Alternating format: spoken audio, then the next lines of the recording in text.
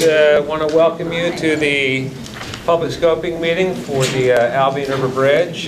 Big turnout tonight, so thanks for taking time out of your busy schedule. We've got quite a few folks from Caltrans represented, as you noticed, with the vehicles in the parking lot. So I'm going to go around the room and make a few introductions to staff that's represented. And if I can pick them out in the room here, I'm going to start with Steve Hughes. Steve right here raising his hand. Steve is the North Region Supervising Transportation Engineer over the design branches for North Region. Tom Phillips right behind him is the Project Engineer for the Albion River Bridge Replacement Rehab Project, and will also be the Project Engineer for the separate rehabilitation project. Also tonight we have Sandra Rosas, who's the North Region Supervising Environmental Planner. Sandra's over here. She's got to raise her hand because she's vertically challenged there. Yeah. Adele Pomerick, who is over here in the back, is our Senior Environmental Planner for the Albion River Bridge project, and will also be the Senior Planner for the separate rehabilitation project. Also tonight is Liza Walker. Liza is our environmental coordinator. Jennifer Osmondson next to her, our project biologist. Steve Werner in the back here, who's our engineering geologist, who has been in charge of getting the treated wood waste report and the preliminary site investigation, and is currently working with DTSC, and he'll provide a brief update on that this evening. Also in the back helping out is Rebecca Law, our project analyst, Phil Frisbee, our public information officer, and of course, our bridge designer, Kevin Harper, right here next to Steve Hughes. So tonight, we're basically kicking off the environmental process, and we're going to talk a little bit about what CEQA is, and maybe Sandy would like to come up front here, because tonight's program is more about environmental than anything else. Our public scoping meeting really begins the formal environmental review process for this project, and this is our opportunity to solicit comments from you, the community, on any issues and concerns that you feel need to be discussed in the EIR. And again, this really indicates to you as the community that an environmental impact report will be prepared for this project. So I think before we jump into that, I'll make a quick comment on the separate project I know a lot of you are interested in, and that's the rehabilitation of the bridge deck and the replacement of the bolts. And that project came to the district from headquarters. Our project sponsor, Maintenance Engineering in District 1, and the program advisor in headquarters had worked together to put together what's called a project initiation document. And within that project initiation document, there were several scope items, one of which was to replace the entire timber decking and replace bolts and also some of the timbers that were rotten. Well, the PDT met, and after reviewing the bridge inspection reports and part of our due diligence, we asked for the deck to be poured because we wanted to confirm that in fact the deck was rotten as indicated in the bridge inspection report. Well, maintenance went out and did the pouring and found out that the decking was in better shape than thought. So based on that, there were a couple different recommendations that came from our maintenance engineering branch on either a full grind and repave or possibly using a bonded wearing course. Now, our materials branch is still looking at different options for repaving that deck, and based on that change in the scope of work, the project sponsor, Maintenance Engineering, and the program advisor in headquarters are repackaging that project with a new estimate, and then they'll send that project back to the district, and then the PDT will pick it up again and we'll begin work. So right now we're waiting for decision from the project sponsor and the program advisor on what the final scope of work will be included for that project. And I think we'll go into talking a little bit about CEQA, and Sandra Rosas, who's our supervising environmental planner, who's got a lot of experience in this area, going to talk a bit more about that. Okay. Sandra? Well, welcome everybody for attending. Now, I know some of this information was sent out by Frank, and I guess it was dispersed to, I think, to the Probably everybody in this right? room, Yeah. if they've got email. So I'm not going to read over everything, but basically what we have here is the notice of preparation was sent it out.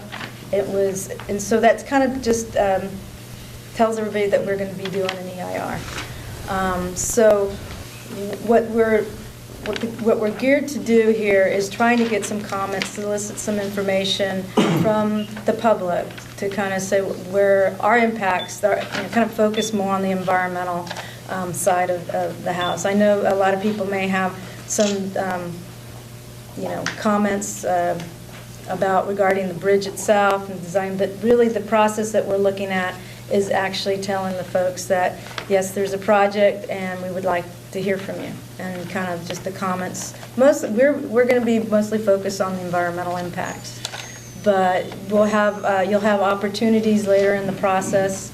With the NOP, we have a 30-day process. We get comments from the public and from the resource agencies, and then as we start the environmental document, in the draft phase, we'll have another actual formal hearing.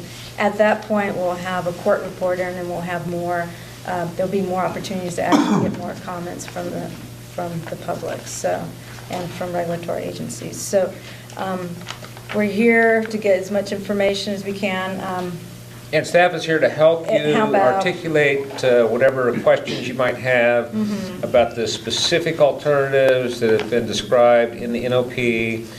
There are a number of handouts that many of you have probably already seen, from the 2009 PSR to the VA study, the feasibility study transmittal, and the APS pricing update. That's the advanced planning study, pricing update for the alternatives.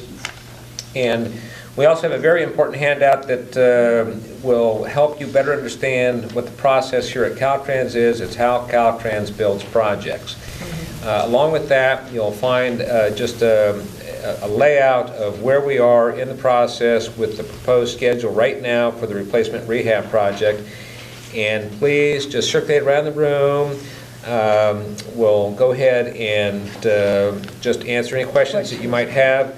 Before we do that, though, Steve, you might come up and just give an update on a couple items. I know that the community is very interested in our progress with the coordination with DTSC having to do with the preliminary site investigation and treated wood waste report. So, Steve, maybe just a quick summary of those two reports and maybe an update on our task order with DTSC and go from there.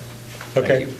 I have a question before you start. Yes, Warren. You used lots of acronyms which I absolutely do not understand. And I apologize for that. Sometimes that's the world we live in, and certainly I'd be more than happy to clarify any of those. So do you have one in particular?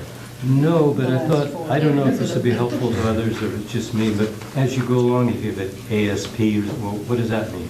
Yeah, APS, Advanced Planning Study. Thank you. Okay. And notice of preparation is, you got, okay, all right, good. Yeah. And the EIR, Environmental Impact Report. And then That one. CEQA, Okay. California Environmental Quality. PSR and PTSC. Pardon me? PSR and PTSC. Yeah, PSSR is a preliminary scoping document report, and what was the other one? PTSC. Oh, DTSC, that's the Department of Toxic Substances and Control. Thank you. So let me just start out. My involvement with this project was the community wants this wood in the bridge. And they came to me and said, we can't let the community have this wood in the bridge because it's full of wood preservatives and it's illegal to recycle in that way. It's got to go to a landfill. So Frank said, we've got to really prove this point that it's really full of wood treatment chemicals. So I went out there and did a bridge survey, and we looked at the lead and asbestos and the wood preservatives on the bridge. There's a little asbestos in there. There's lead paint on the metal truss section, and there's some lead paint on the white bridge rail. And the wood preservative is used in the 1930s. It was called the Waldron wood salt preservative method. It's a wood preservative that isn't used anymore. It's got basically it's arsenic and chrome. So we documented that the wood certainly is full of arsenic and chrome. And Frank said the community is very interested in whether any of that has been released into the environment. And in my mind, I'm thinking, well, of course it has, because it's been documented that wood preservatives come out of treated wood, even the modern ones. So whenever you use treated wood around your home, keep that in mind, that those chemicals that keep the bugs out actually come out of the wood. And in fact, this wood on this bridge is leaching those metals that preserve the wood. Basically, arsenic is the biggest factor, the most concentrated metal in the bridge. So we've came out during a rainstorm and actually put a sample bottle, under the bridge and filled it up and sent it to a lab. And in fact, there's arsenic, coming off the bridge when it rains. And it's coming out at a concentration that's basically 30 times, 40 times drinking water standards. So we obviously have a concern for the community, and we know our bridge is leaching arsenic in the environment.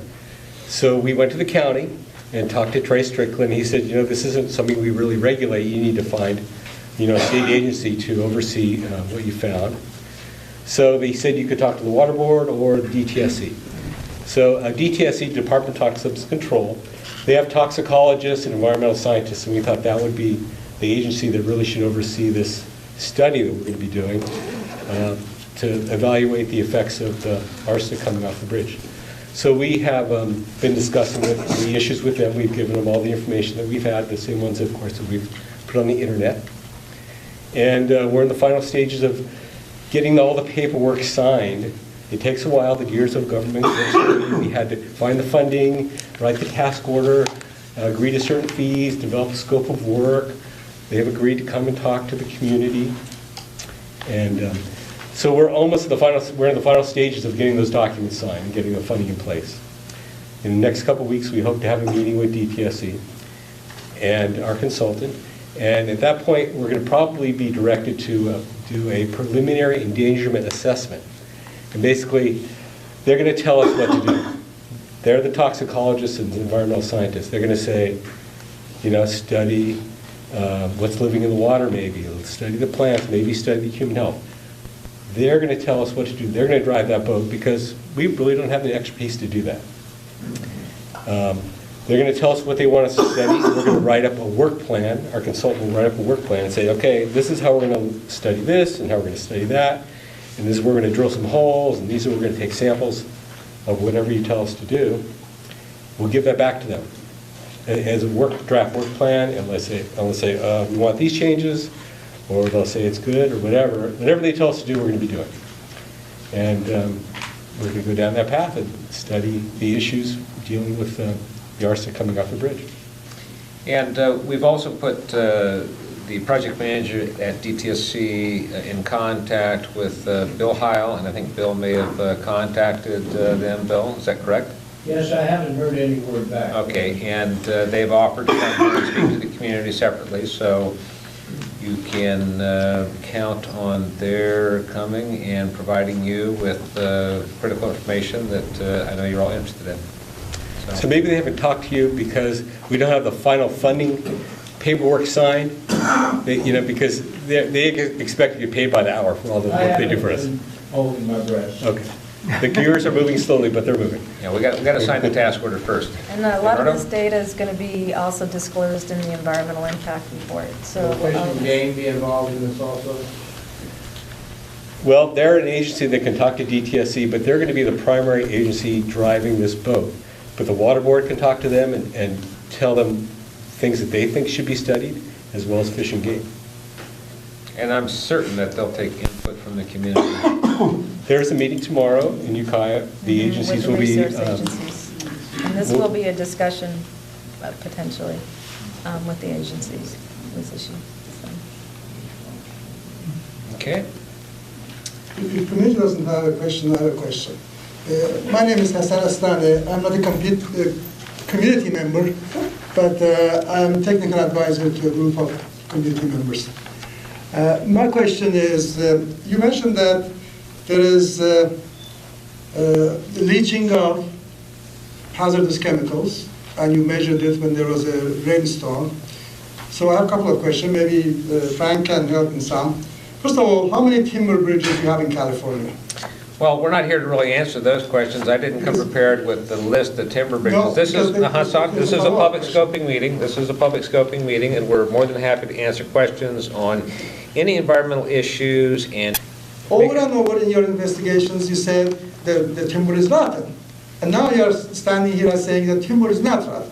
No, and we yet said you're that asking us, we basically relied on the Structures Maintenance Investigations Report, which said that the timber decking was likely rotten and needed to be replaced. The PDT, the Project Development Team, looked at that and in doing their due diligence requested that the timber decking be cored so that we could make a final determination on whether or not that decking needed to be replaced. That's for a separate project on the rehab of the bridge and the bridge deck. So when we develop alternatives, we develop them in advance because that's how the process is done. Back in 2009, the project development team developed a range of alternatives that would be studied and used for programming, because it's important that we provide headquarters with a range of alternatives that will be considered and what the cost of those alternatives would be so that we can secure funding in the future for that purpose. Then we go out and we take that range of alternatives and we begin to look at various preliminary studies, determine what the impacts are from those, and then we solicit from the community other ideas on not just the alternatives that we're looking at studying, but maybe other impacts that maybe we didn't think about that need to be included in the environmental impact report. So again, what's your question? my question is, are you going, because when you presented these alternatives, and we are going to continue keeping these documents in the process, That's correct. every time you are talking about the timber bridge, you state that Caltrans committee unanimously said the timber is deteriorated, most likely. It is even in your routine. That was the Structures Maintenance and Investigation Peer Review Group in 2007, and that's part of the PSR back So there. you They have- made the recommendation that the cost, the life cycle costs for the existing timber structure were not sustainable, and that the bridge would need to be replaced. That's correct. Are you going to keep that statement in your documents as we move forward? Absolutely. That was a recommendation made by the peer review committee as part of the record. There's no reason to remove that, no.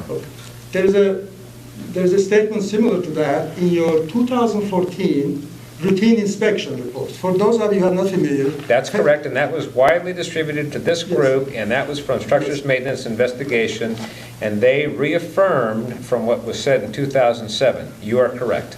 So for the benefit of others, if I have only 10 seconds, routine inspection reports are required by federal government that the states submit that for every bridge. And the 2014 routine inspection report states that the asphalt is with puddles, and most likely that's because the deck underneath is rotten and then is deteriorated, and then they recommend, because of all of these problems, that it should be replaced. This is in the routine inspection report of 2014. Now, that is That not was correct. not the basis for replacement No, of the no, my structure, question is not and that. you've got a question in there, I'm sure, Hassan. I'm Let's giving you cut a to the question. chase and get to the question. The question is this. There's a dilemma here. You have submitted a routine inspection report in 2014 to Right. federal government saying that the deck is deteriorated. You have put the deck condition in condition 3 rather than 1. That's Structures Maintenance Investigation, that's correct. It's the routine inspection that you submit to federal government as official statement of Caltrans signed by registered professional engineer.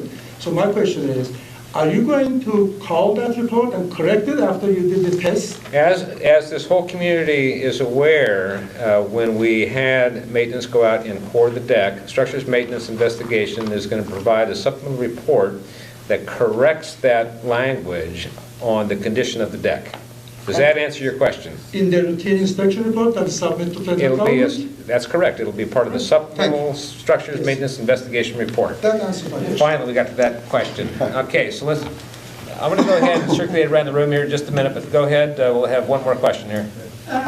Well, we have two more questions. Okay, two more questions. I am not familiar with your scoping session, the EIR terms, but if you were saying you contacted the community, I just found out about the scoping session this morning, and only because I subscribe to a local listserv, and only because I read that, even though it said tomorrow, and I thought tomorrow, okay, Wednesday, and I read again and realized it's today. I mean, some of us get the message a day later with this listserv, and only a few people are on this listserv. So I am feeling that before you start the 30-day period, and I don't know how the law reads, but it seems to me if you're talking about an issue that affects everyone in Albion and beyond, that everyone should get a letter in the P.O. box at their physical home address if they It's don't not the way have the a law P.O. reads. box. The law reads adequate public notice. Phil, when Okay, did we actually the publish that public- notification in the newspaper? We ran it a week ago. Oh, yeah, we ran it last Wednesday in both the Mendocino Beacon and the and Fort Wright Advocate News. Okay. Yeah, not everybody reads the newspaper. I mean, I tried to read one or two. I'm glad to Right. hear that it wasn't. And the way the law is written, up to my understanding from being on the public, is we have to run notice in local newspaper, major circulation. And those, we really only needed to run it in one, but we chose to pay the price just to try and get the word out. And I've made an effort over this last year to get as many people as possible in this community on the group list server, my distribution list. And I've been adding people continuously over this last year, and I've been asking everyone here to go ahead and recirculate, post, contact your neighbor, and I think anybody that has gotten any of my emails will go ahead and confirm that they've been asked to go ahead and circulate that. Yes? Okay, I appreciate all the work you've done. I know there was talks about it, but everybody leads busy lives and we can't always, wear 100 hats. I'm glad you're here. Yeah, thank you. I'm glad too. And just to tack on to this, would it be possible to start the 30 days tonight and have 30 days actually from now on, from this scoping session? What prevents that from happening legally? Well, the comment period starts when we submit when it gets to the state clearinghouse. And that's when the clock runs. I mean, we're actually adding an extra week, it sounds like, to the end of it. It sounds like We're actually doing 37 days, so you actually have extra time to actually How respond does to it it. relate to the first newspaper article having been printed in terms of the state clearinghouse?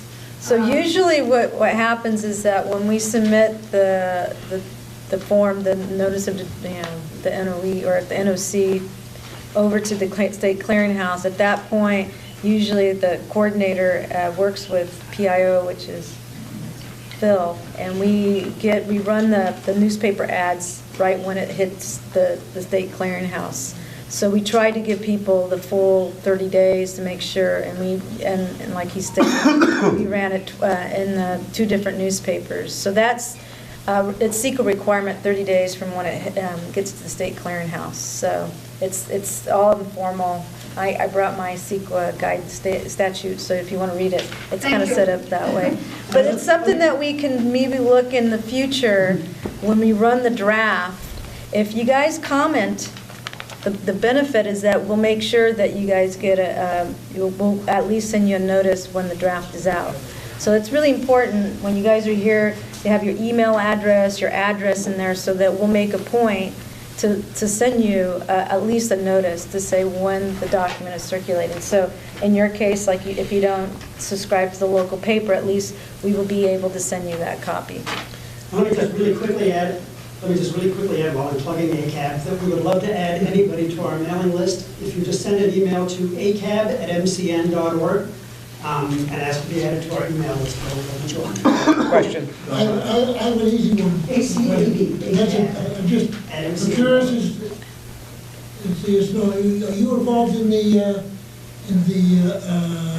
Hindi Woods Bridge over Barrow? No. I think that's a local project. Yeah, it must be a local project. We're not involved. Bill? I just wanted to Yeah, we are follow up as on, Federal Highways. What Hassan was asking, as I understood it, part of the projections that you did about maintaining that bridge were based on thinking that you had to replace the deck.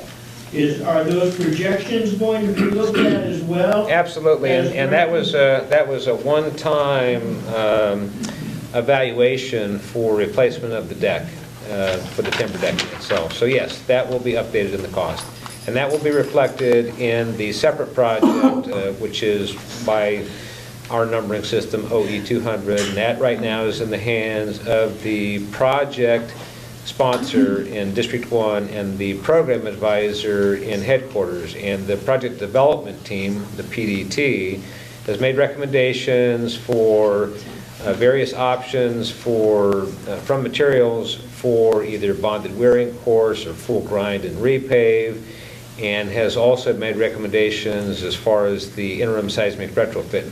But those decisions are made by the program advisor as far as funding, and they're packaged in an updated project initiation document by the project sponsor, and then that comes back to the project development team, and then we take it and run with it from there. Thank you.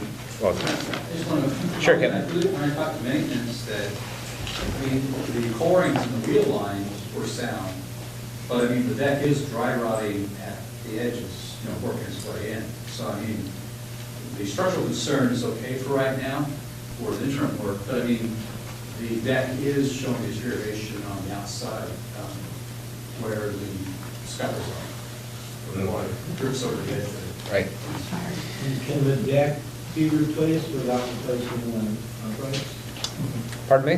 Can the deck be replaced without replacing the support timbers?